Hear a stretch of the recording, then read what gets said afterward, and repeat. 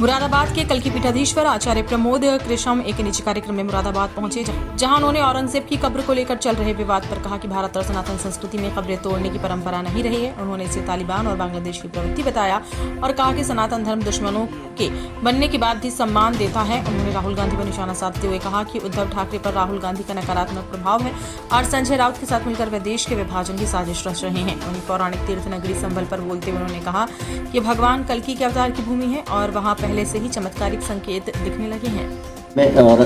Sir, Aurangabad में जो औरंगजेब की कब्र है उसको तोड़ने की मांग विश्व हिंदू परिषद और बजरंग दल कर रहे हैं, उसकी सुरक्षा बढ़ा दी गई है, क्या कहना चाहेंगे? देखिए, दुश्मन की कब्र को भी तोड़ने की इजाज़त सनातन धर्म नहीं देता और भारत की संस्कृति और संस्कार और सभ्यता ये मुर्दों से लड़ने की नहीं है। हम लोग सारे इतिहास को अगर हम मद्देनज़र रख के भारत के इतिहास को साक्षी रख के देखें तो हमारा इतिहास शौर्य का इतिहास है, पराक्रम का इतिहास है।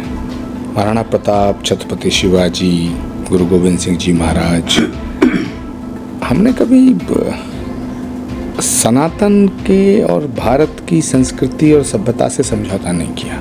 तो किसी भी कब्र को तोड़ना ये भारतीय संस्कृति के खिलाफ है। और अगर ये काम तो बांग्लादेश वाले करते हैं, ये काम तो तालिबान करता है, सनातन ये नहीं करता। सर, 2027 के चुनाव में उत्तर प्रदेश में क्या संभल जो है वो केंद्र रहने वाला है राजनीतिक?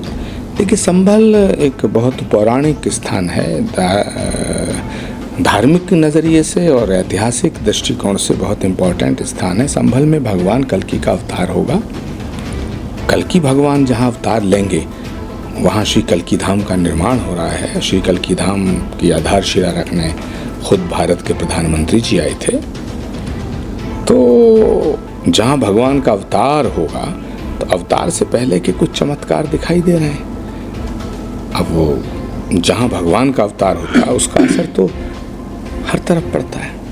सर, सामना में लेख छपा है, उसमें कहा गया है कि देश जो है बंटवारे की तरफ जा रहा है, हिंदू मुस्लिम के बीच में खाई कर दी है सरकारों ने, चाहे केंद्र सरकार हो या राज्य सरकार, उस पर निशाना साधा गया है। देखिए, उद्धव ठाकरे जी के ऊपर राहुल गांधी जी का राहु बहुत असर कर रहा है और राहुल गांधी जी के साथ मिलकर संजय राउत